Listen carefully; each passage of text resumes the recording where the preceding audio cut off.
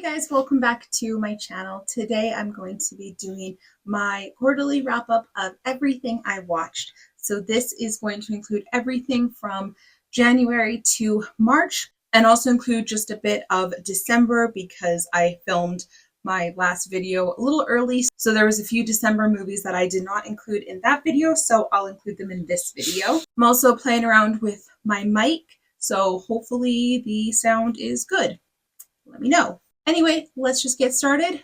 Moving on over. We will start back at my 2025 agenda to start with the last few videos, the last few movies from December. Starting with my all-time favorite Christmas movie, Klaus, 10 out of 10. I've talked about this movie 4 gazillion times. It's my favorite Christmas movie, Klaus, 10 out of 10. And then my second favorite Christmas movie, the live action How the Grinch Stole Christmas. This is a solid 9 out of 10 for me. I absolutely love The Grinch, specifically this one. Love the animated short as well.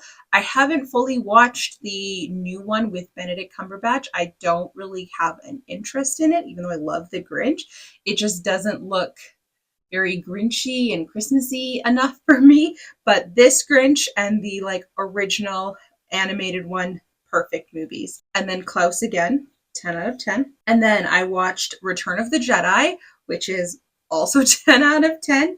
I watched Klaus 2 more times. I watched Klaus so much this holiday season. It was absolutely fabulous because you guys know it's my favorite Christmas movie. I love Klaus. So 2 more times for Klaus, also still 10 out of 10. And then another 10 out of 10 movie on Christmas Day. Sam and I watched Mickey's Christmas Carol. This is probably my favorite version of the Christmas Carol. I love Scrooge as Scrooge. I think he's so cute and it's just adorable. So 10 out of 10 for Mickey's Christmas Carol. And then a close but not quite 10 out of 10, I finished The Office. I watched it all the way through. I'm actually wearing my Threat Level Midnight t-shirt in honor of finishing The Office for the 4 millionth time. And The Office gets a 9 out of 10 for me, solely due to the last 2 seasons just not being as good. Without Steve Carell there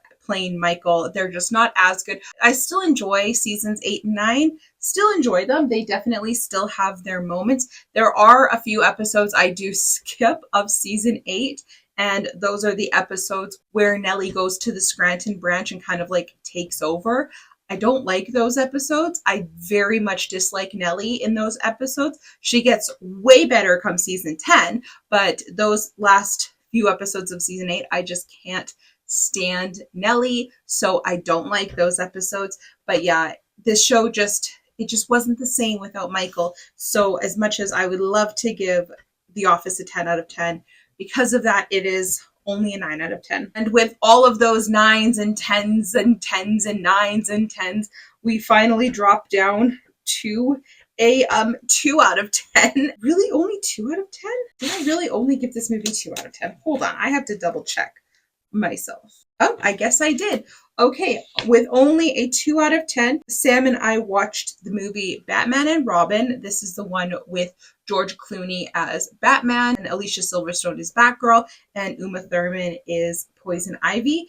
I did not like this movie. The only good thing about this movie was Arnold Schwarzenegger's bad puns about ice and snow and stuff. That was the only good thing about this movie. I did not like it. Then Sam and I watched another Arnold Schwarzenegger movie. We watched the movie True Lies, and I actually did enjoy this movie. I thought it was kind of fun. I gave it 7 out of 10. This is actually one of my dad's favorite movies, and just knowing my dad and his type of humor, I totally get it. Sam and I watched Raya and the Last Dragon with my sister and her kids. We had a movie night with them, and that's what they picked. And I actually like Raya and the Last Dragon. I think it's really underrated. I think it came out during that awful COVID time where people couldn't go to theaters and stuff. So I feel like it didn't get the love it deserves. If it has one thing going for it, which it definitely has more than one thing going for it, but if it did, it would be the score. It also has some really fantastic fight scenes that were really well animated and choreographed. So I actually think Raya and the Last Dragon is pretty good, and I gave it 7 out of 10. Then Sam and I watched the movie Kim Possible, so the drama. Sam and I are doing this thing right now where we try to connect like the last movie we watched to this movie that we're going to watch. And so he picked True Lies, and my connection between True Lies and Kim Possible, so the drama, was that they infiltrate a party through the water using scuba suits, and when they take off their scuba suits, they have like fancy attire underneath. That was my connection between the two. I actually like Kim Possible, so the drama. There's 2 animated Kim Possible movies, and this one is definitely my favorite of the 2. I gave this 8 out of 10. And then Sam's next pick was Phineas and Ferb Across the Second Dimension. I love this movie. I love Phineas and Ferb. It's one of my favorite shows. And the movie I gave a 9 out of 10 to. The only reason it does not get a 10 is because I don't like the ending. I don't like the ending of, like, it was kind of like it was all just a dream kind of a deal. That's not the exact ending they have in Across the Second Dimension, but it's very similar to that sort of ending. I mean, it makes sense in the sense that in order for the show to carry on, they can't know that Perry the Platypus is Agent P. So I get why they did that. I still don't like the ending, but I still love this movie. I still giggle about it all the time. My brother and I quote it constantly, so 9 out of 10. Then I watched the TV show Happy Endings. I actually watched the show very quickly because I started watching the show after I finished The Office, and I just talked about The Office. And yeah, I finished the show very quickly. I do have a video coming out about it eventually, but I really enjoyed this show. I gave it 9 out of 10. My friend Tori recommended this show to me years ago, and it was actually when she was visiting that she was telling me about it. In that same conversation, ordered it on Amazon. I got a pack of the entire series, which is 3 seasons. And I think Tori and I watched the first 2 episodes together, and then I just put it back on my shelf and hadn't thought about it in years. And so I needed a show to watch on my own after I finished The Office. And I saw Happy Endings on the shelf, and I was like, you know what? Let's give this a go. And I'm so glad I did, because this show is absolutely hilarious. I'll get more into it in my video when that drops eventually, probably not for several months, but when it does come out, you'll hear more of my thoughts on it. But I really, really, really liked this show. It is definitely up there for one of my new like top 10 favorite shows. I had a movie night at my sister's and we watched Onward.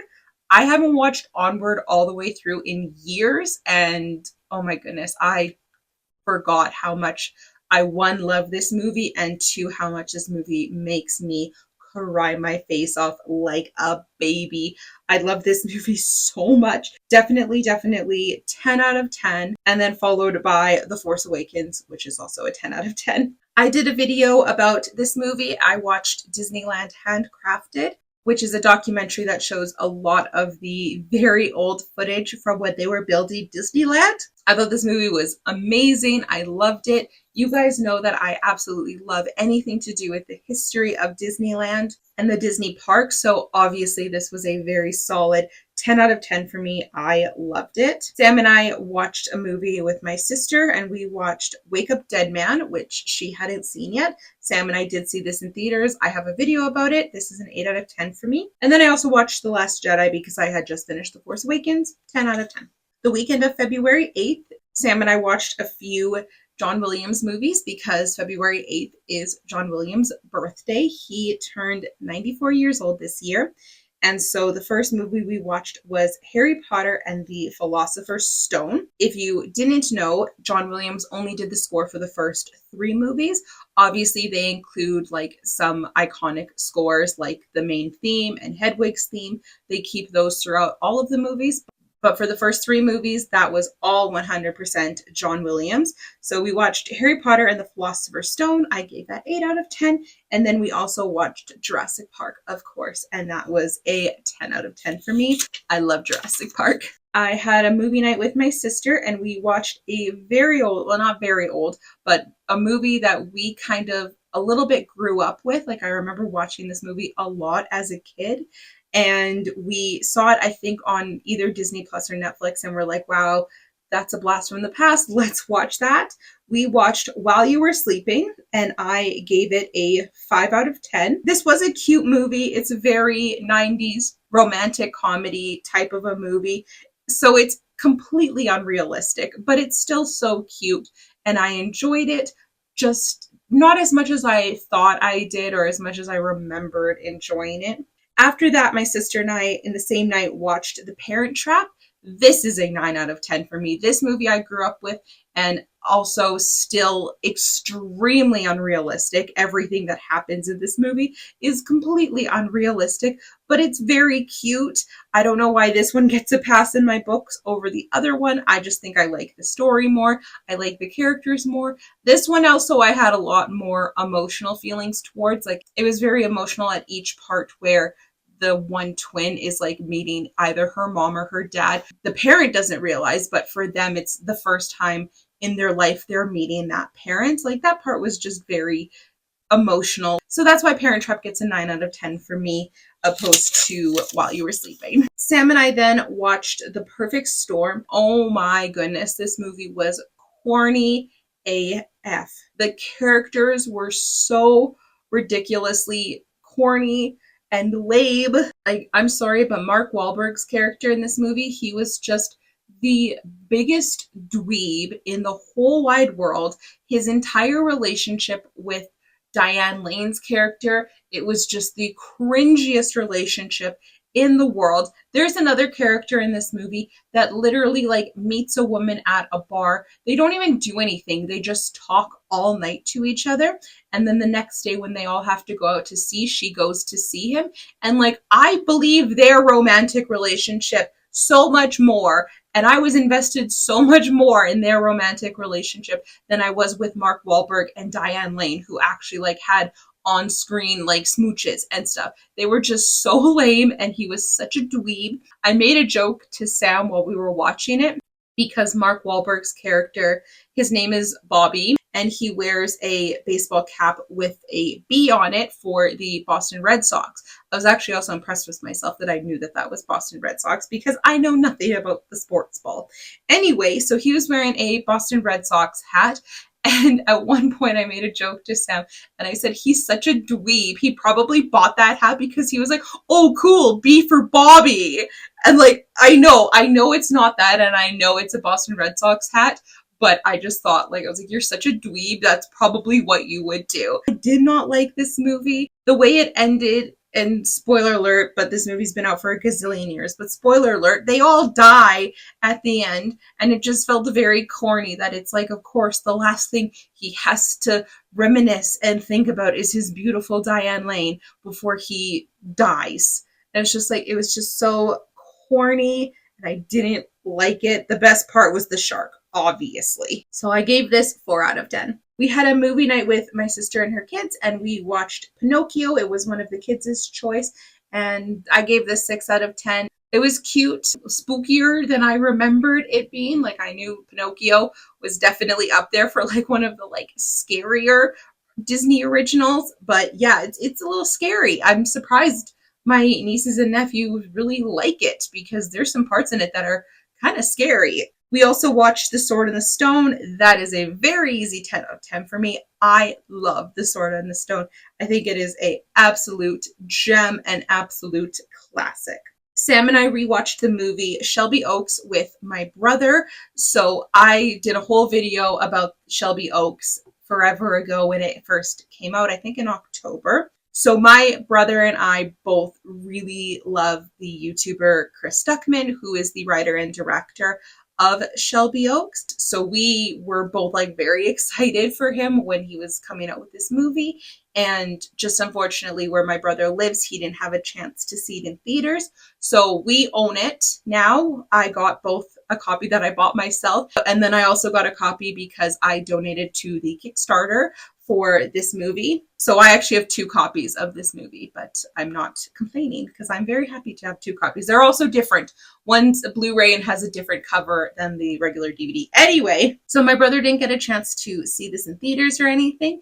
And so I said to him, well, if you would like to wait, because we knew he was coming to visit in February, I was like, you should wait and watch it with me when you come here, because I would love to hear like your initial thoughts on it. So we watched it together. I still gave it a 7 out of 10. And my brother, he kind of also like agreed 7 out of 10. There's a few things in this movie that he thought weren't very well kind of done or gone through too fast, or he would have liked to know like some more information, but he agreed with me that he thought the ending was fantastic. Another movie night with my sister and her kids, we watched Big Hero 6. This was actually my choice. My sister and her kids, they always do movie nights and they take turns over whose turn it is to pick the movie. And on this particular movie night, they actually said it could be my turn to pick the next movie. And so I picked Big Hero 6. I haven't watched this in 1,000 years, but I had no makeup on. So I was like, you know what? I got to take advantage of the fact that I have no makeup on. Let's watch a movie that's going to make me cry. And that was Big Hero 6. 10 out of 10. I freaking love Big Hero 6. I think it is such a cute movie. There was a moment I was debating giving it a 9 because I actually realized I hadn't ranked it yet. And I thought about it and I was like, no, this movie literally has it all. Like, it has comedy, it has action, it has emotion, it makes you cry. This movie has it all, in my opinion.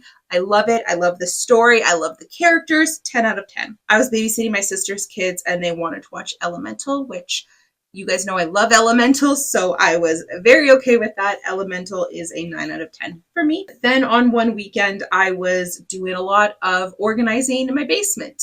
I actually got my basement pretty well organized. I'm very proud of it. But during this time, I had a couple movies on in the background, and one was Beauty and the Beast, 10 out of 10. Favorite movie of all time.